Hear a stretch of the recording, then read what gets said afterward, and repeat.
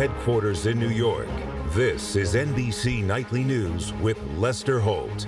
Good evening, I'm Doug Holt in for Lester Holt. Tonight we'll take a look at political leaders and how they impacted Korea during and after the Korean War. So let's take a look at Korea before it was divided with our reporter, Yasmina. Thanks, Doug.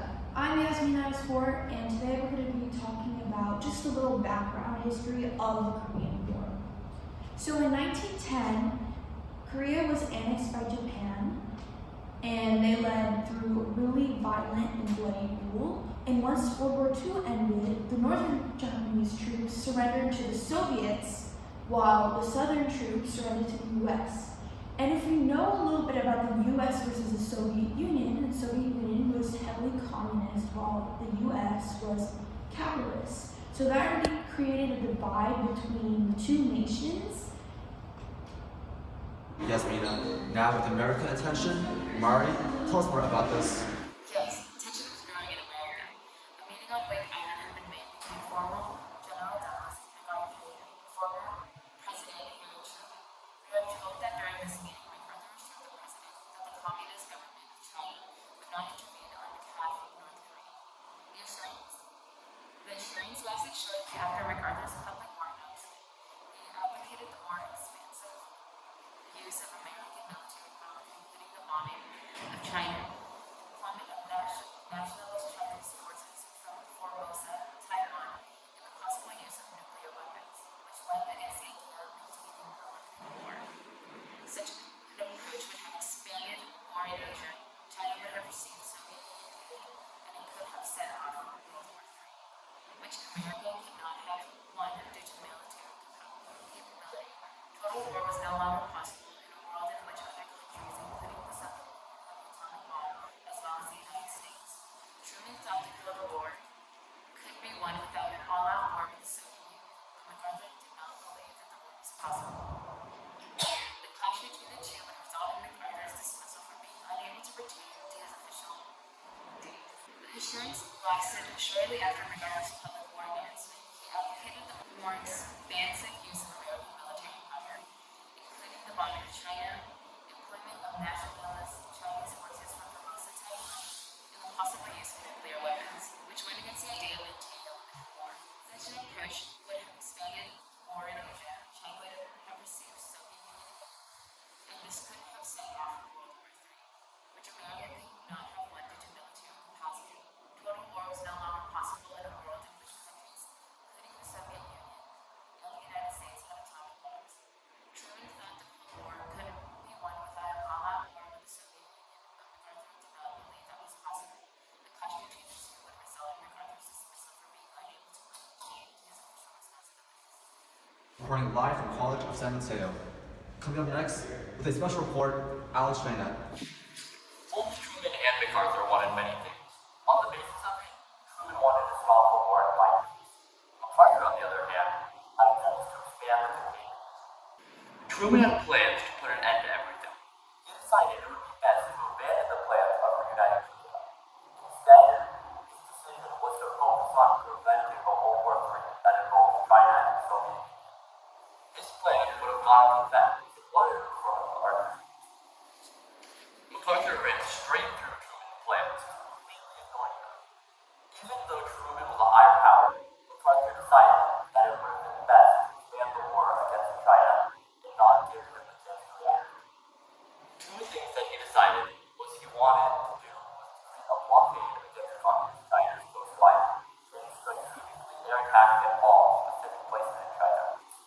Now, passing it over to Frida with the newest conflict between the two. Thanks, Alex. So, the huge debate over the conflict of MacArthur and Truman continued to dominate headlines and conversations. People use many names associated with their discourse, such as the Korean problem, the MacArthur controversy, and it even got called the Great Debate. When Truman fired MacArthur for his fear of his policy being sabotaged, the people were outraged. Around 69% of the people backed up MacArthur and was against his dismissal.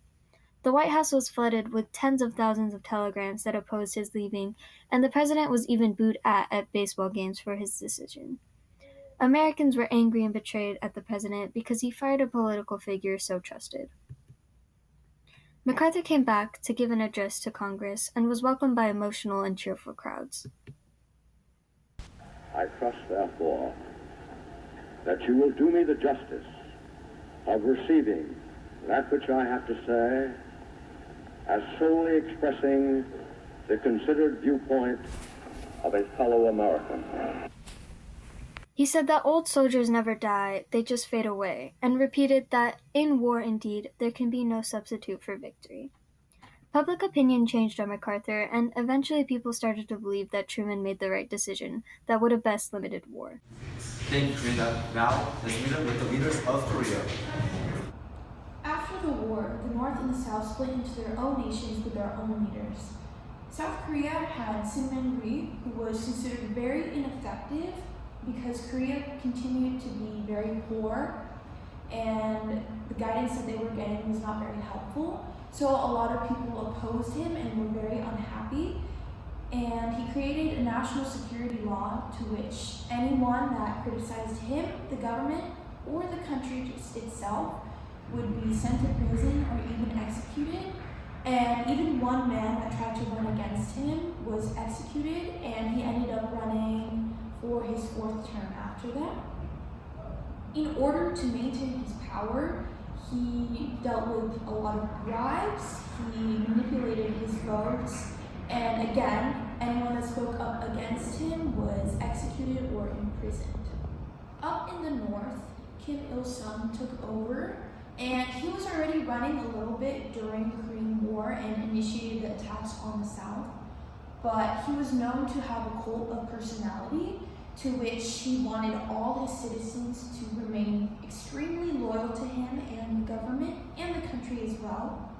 And so, like Rhee, he created a gulag-like system where anyone that opposed him would be sent to intense labor camps, and even some of those people would suddenly disappear and they would never return without any trace.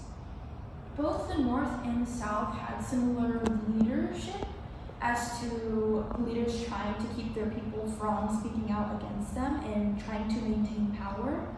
But what if we look at differences now today? Take it away, Doug. Thank you, Yasmina. Breaking news tonight. Donald Trump signed an executive order that imposed sanctions for business and trade to North Korea, imposing additional sanctions to the communist country. Tonight, new sanctions are placed onto North Korea as a result from their increase in nuclear missile testings and productions. President Trump called for all nations to put into effect UN Security Council regulations and to cease trade and business entirely with North Korea, addressing that it is unacceptable that nations will help to arm and finance this increasingly dangerous regime. Planes and running vessels that have entered or contacted North Korea in the past 180 days are prohibited from entering the U.S. Additionally, business, trade, and even interaction with North Korea will be sanctioned. Doug Holt, NBC News.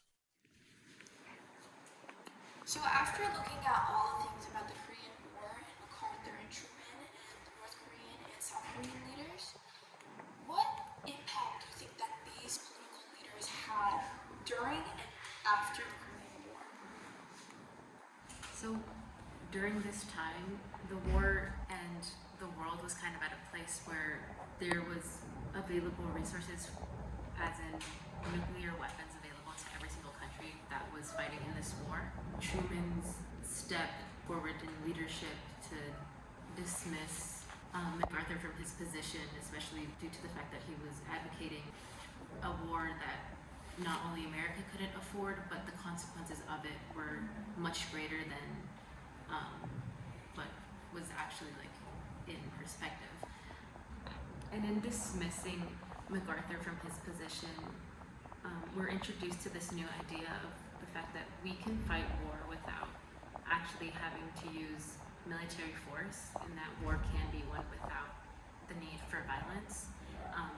And that is later, like we later come to realize that it was the good choice, even though it was a popular belief that America should and the world should go forward with war with using violence rather than being able to communicate and working things out in non-violent matters. I like what you said about Truman pretty much wanting peace. But on the other hand, MacArthur ruined Truman's plans. MacArthur was only thinking about taking over another area. This area was China. He wanted to use aggression. He wasn't thinking about their current victory, how they could benefit from it most and save the population. He overused his power and just ran through everything. MacArthur didn't listen to Truman. He was only thinking about which country they wanted to go after next. That was the opposite of what Truman wanted. MacArthur was a military leader, and if Truman let him do what he wanted, that would have been the start of World War III. Since China was allies with others such as the Soviet Union, this would have been an unwinnable war. Something that was really interesting for me to notice was how, despite the North was communist and how the South was capitalist, how similar the leader styles were. If we look at Kim Il-sung, how he tried to implement censorship between his citizens, and also Sim Henry, how he also tried to censor his people so that they could maintain power. And if we look at Kim Il-sung once again, he developed the Kim dynasty, which still rules today. And even after Sim Henry, we had leaders taking over, leaders using violence to overthrow the leaders. And it really was interesting for me to see how these people impacted Korea itself. And even the leaders, like you guys said before, that may not be from Korea but had impact, like Truman and MacArthur and all of that. Something common about how leaders are being treated today and back then is that it's still super difficult to get rid of headstrong leaders that have made bad and questionable decisions. When Truman fired MacArthur, he was disliked for a while until people realized why he did that. At the moment of his dismissal, it was just hard for people to accept that Truman did the right thing. Trump has made many decisions that hurt America more than it has helped him, and Republican Americans were pretty disappointed that he lost the election. Basically, it's still difficult to get rid of corruption, and in places like the US and Korea, people are forced to have to stick with these leaders and be unhappy with their decisions. What a remarkable story about how leaders could impact Korea during and after the war. That's the Nightly News for this week. Thank you for watching. I'm Doug Holt. Thank you for the privilege of your time.